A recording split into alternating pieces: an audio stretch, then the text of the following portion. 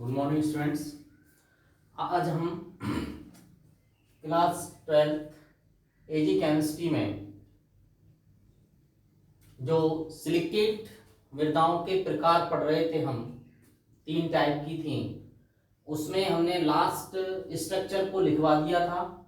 अब उसकी जो संरचना जो स्ट्रक्चर है उसका जो हम कह सकते हैं लेवल डायग्राम है वो ये है, ठीक है, जो हम दर्शा रहे हैं, जिसमें कि देखो सिलिका की परत एल्यूमिना की परत के दोनों ओर हैं और ये परतें आपस में किसके द्वारा जुड़ी रहती हैं, ऑक्सीजन परमाणु द्वारा जुड़ी रहती है। ये O परमाणु होते हैं, ठीक है। नहीं, कौन से परमाणु होते हैं? ये O परमाणु होते हैं, ठीक है। ये याद रखना है पहले की तरह ही, यहाँ पर ये O परमाणु ऑक्सीजन परमाणु होते हैं, ठीक है। इस तरीके से जुड़ी रहती हैं, ठीक है। और इनके बीच में क्या है, पोटेशियम पाया जाता है, इसलिए ये कम प्रसार हो पाता है इसमें। तो कम प्रसार ये दूरी होती है इसमें, कम प्रसार ये दूरी पाई जाती है, ठीक है। इस तरीके से इस स्ट्रक्चर को हम स्क्रीनशॉट लेकर के कंप्लीट कर सकते हैं, ठीक है, बना सकते हैं आसानी से, ठीक है। अब आगे चलते हैं कि जो कॉलॉइड्स हैं इनका महत्व क्या है। अगला जो हम पढ़ने जा रहे हैं वो है मृत्तिका खनिज का महत्व क्या है। तो देखो, मृत्तिका खनिज द्वारा जो मृदा होती है उसकी भौतिक और जो रासायनिक स्थिति है वो प्रभावित रहती है। मृदा की उर्वर क्षमता में क्या होती है, वृद्धि होती है, ठीक है। तो मृदा की जो परिस्थितियां हैं, भौतिक परिस्थितियां, रासायनिक परिस्थितियां, इनमें क्या होता है, सुधार होता है, ठीक है। अब क्या इंपॉर्टेंस है, पहले पढ़ते हैं मृदा उर्वरता। तो मृत्तिका की उपस्थिति से मृदा में पोषक तत्वों की प्राप्यता में वृद्धि होती है, यानी पोषक तत्व बढ़ जाते हैं, ठीक है। और जिससे मृदा उर्वरता में क्या होती है, वृद्धि होती है। अगला है जल धारण क्षमता। अगला पॉइंट है जल धारण क्षमता। तो सीधी सी बात है कि मृत्तिका से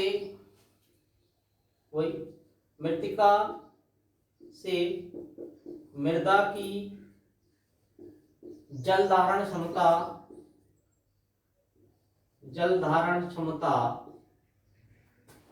बढ़ती है, ठीक है। मृत्तिका से मृदा की जल धारण क्षमता क्या होती है, बढ़ती है। क्यों बढ़ती है वो समझना है, क्योंकि मृत्तिका के कण बहुत महीन होते हैं तथा रंध्रों का आकार भी छोटा होता है, क्योंकि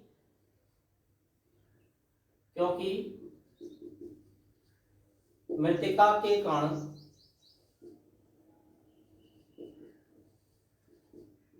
बहुत महीन होते हैं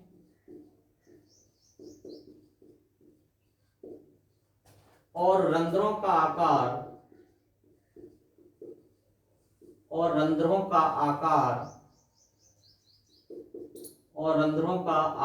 भी छोटा होता है। रंध्रों का आकार भी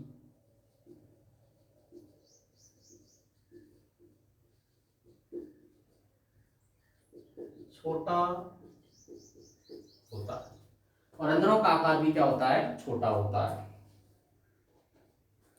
जल का निक्षालन भी कम होता है, जिससे पौधों के लिए जल की उपलब्धता बढ़ जाती है, ये भी याद रखना है।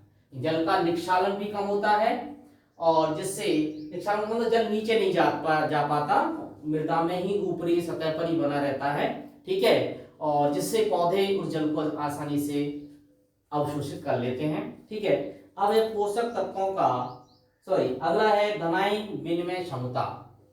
अगला हम समझते हैं, अगला जो महत्व है वो धनायन विनिमय क्षमता से है। अगला महत्व समझते हैं धनायन विनिमय क्षमता। धनायन विनिमय क्षमता,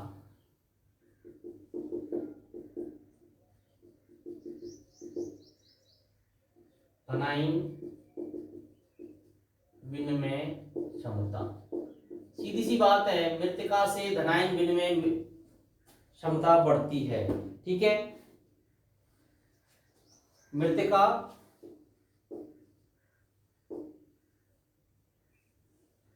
द्वारा मृदा में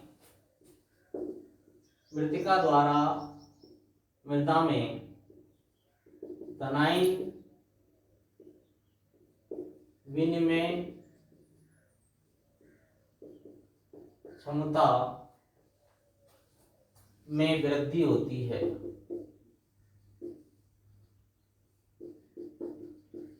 ठीक है, मृत्तिका द्वारा मृदा में धनायन विनिमय क्षमता में क्या होती है, वृद्धि होती है। ठीक है, क्योंकि किले कणों पर क्या होता है, अवशोषित आयन धनायन विनिमय द्वारा मृदा विलयन में घुलकर पौधों को प्राप्त हो जाते हैं। ठीक है ना, ये भी कह सकते हैं किले कणों पर यानी मृत्तिका, किले का मतलब वही मृत्तिका, किले का मतलब क्या होता है, मृत्तिका कणों पर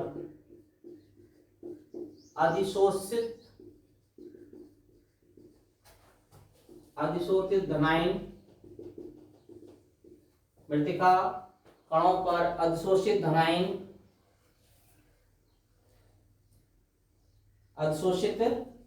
धनायन विनिमय द्वारा, सॉरी, अधिशोषित आयन धनायन विनिमय द्वारा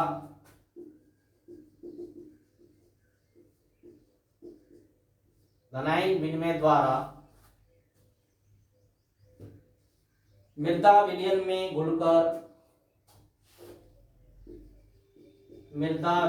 में घुलकर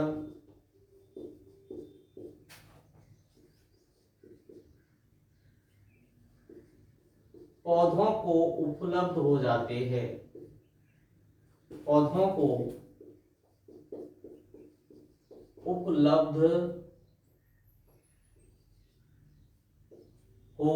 हैं,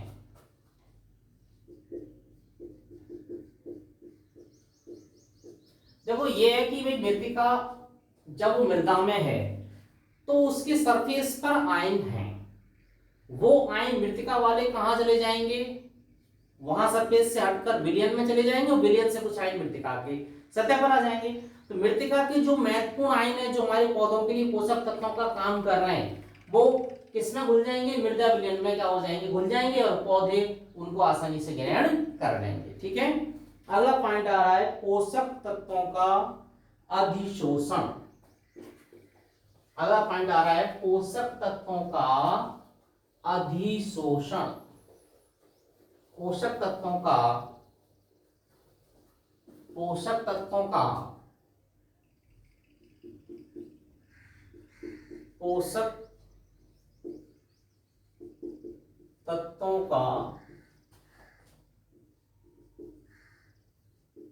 अधिशोषण। पोषक तत्वों का अधिशोषण। ठीक है, पोषक तत्वों का हम पढ़ने जा रहे हैं अधिशोषण। तो देखो जो मृत्तिका के कण हैं, इनका जो बाह्य सरफेस होता है, कण इसके महीन होते हैं, तो बाह्य सरफेस जो होता है वो बढ़ जाता है, और जब बाह्य सतह बढ़ जाती है तो अधिशोषण क्षमता भी बढ़ जाती है। इसलिए मृदा में जो मृत्तिका के कण हैं उन पर पोषक तत्व आसानी से अधिशोषित हो जाते हैं। तो हमें लिखना चाहिए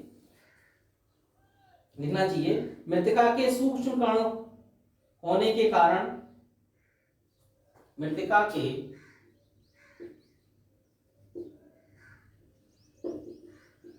सूक्ष्म कण होने के कारण इनका बाह्य क्षेत्रफल अधिक होता है। इनका बाह्य क्षेत्रफल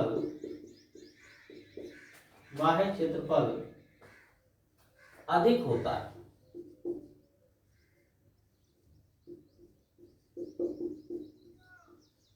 वायु क्षेत्रफल अधिक होता है। इन कणों के ऋणावेशित होने के कारण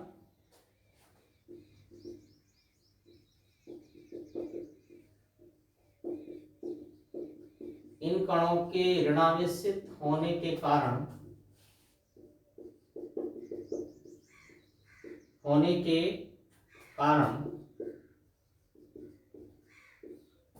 ऋणावेशित होने के कारण धनायन अधिक अवशोषित होते हैं। धनायन अधिक अधिशोषित होते हैं।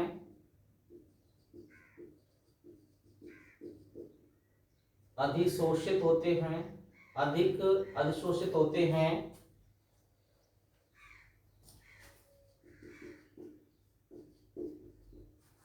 अधिक अधिशोषित होते हैं एवं पौधों को पोषक तत्व प्राप्त हो जाते हैं। एवं पौधों को पोषक तत्व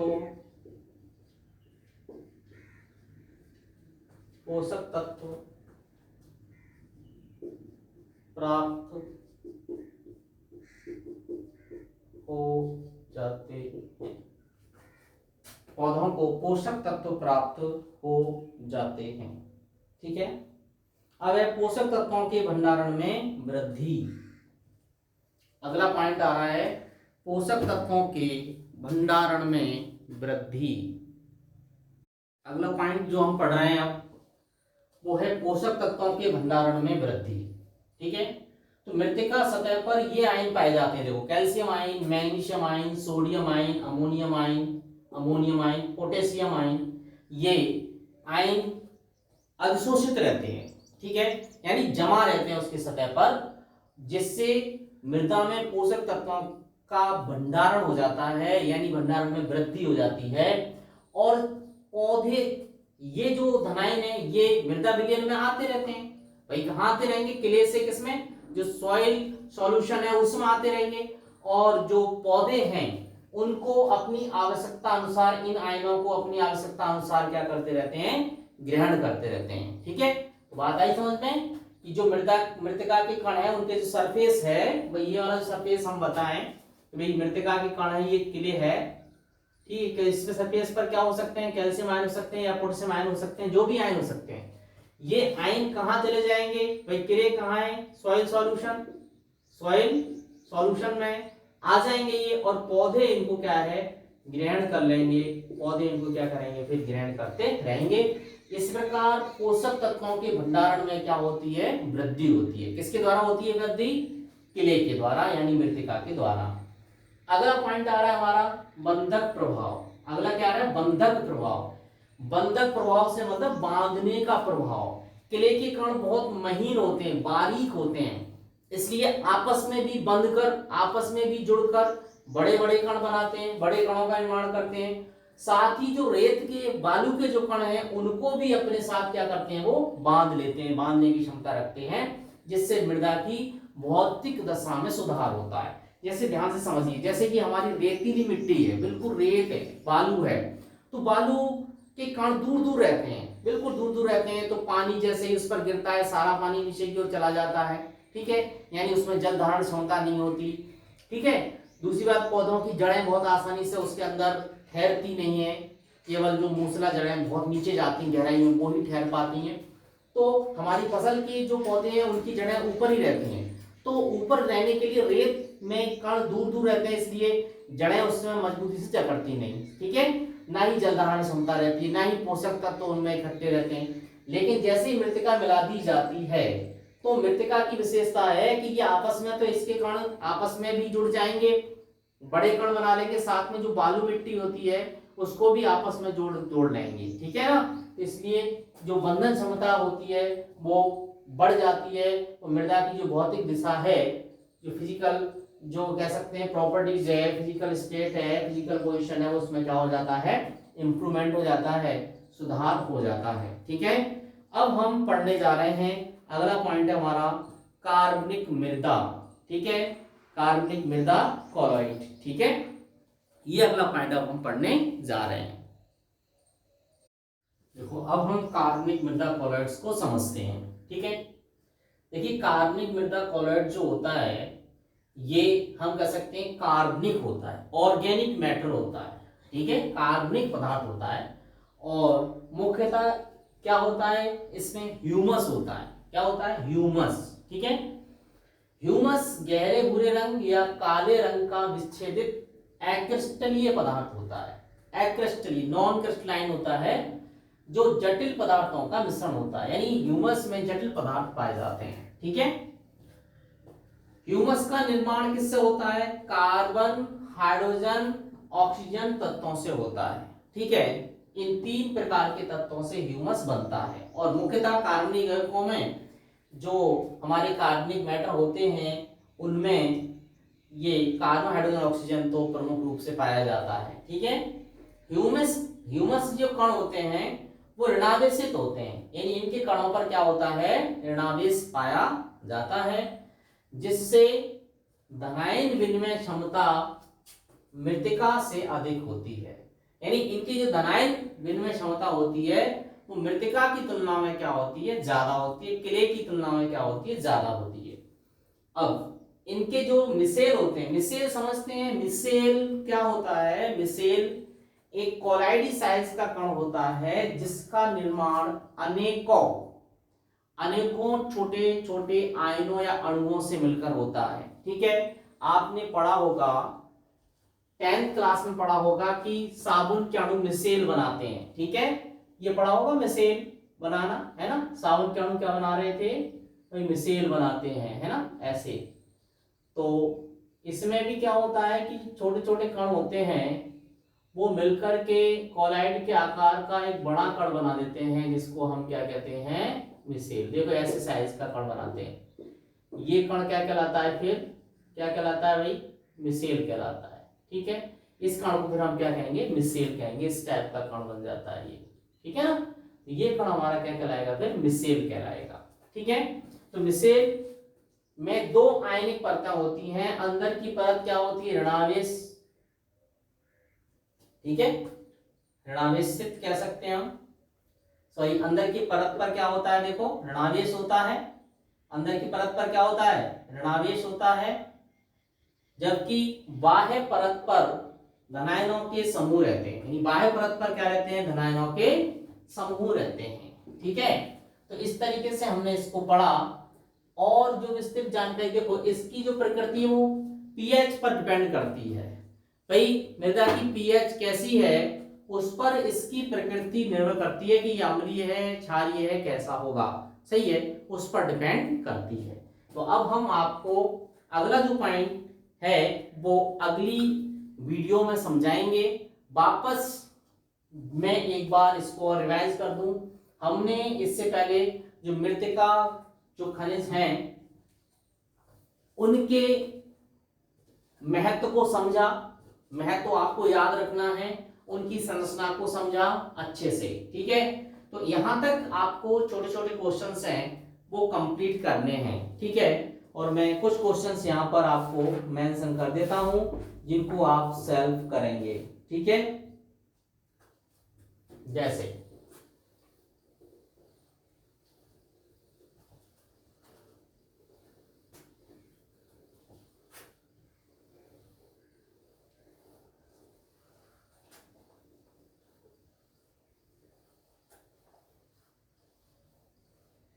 क्वेश्चन है,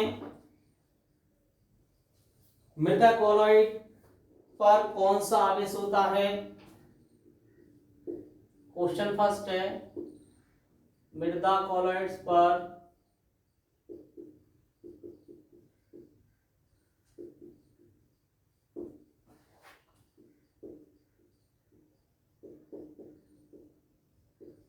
कौन सा आवेश होता है? ठीक है, ऐसे अगला क्वेश्चन है,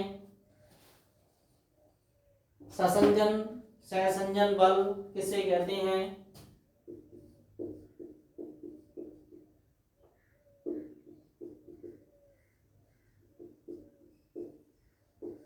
ये अब तक के क्वेश्चन है जिनको आप सॉल्व करके देखेंगे।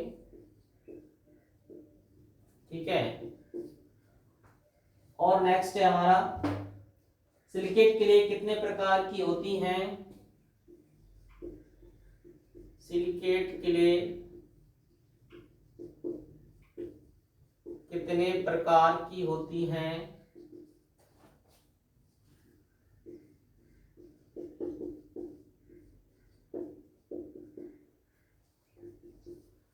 नेक्स्ट क्वेश्चन है हमारा मोंट मोरिलोनाइट क्ले खनिज का रासायनिक सूत्र लिखो।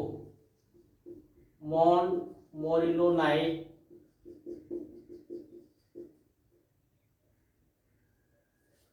क्ले खनिज का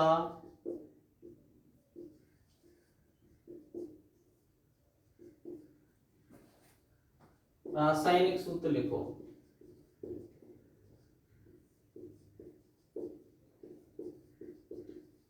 इन क्वेश्चन को आप मेंशन करेंगे, ठीक है। और भी क्वेश्चंस हम आपको ऐसे लिखवाते रहेंगे जिनको आप पढ़ाई के टॉपिक में से आसानी से सॉल्व कर सकते हैं,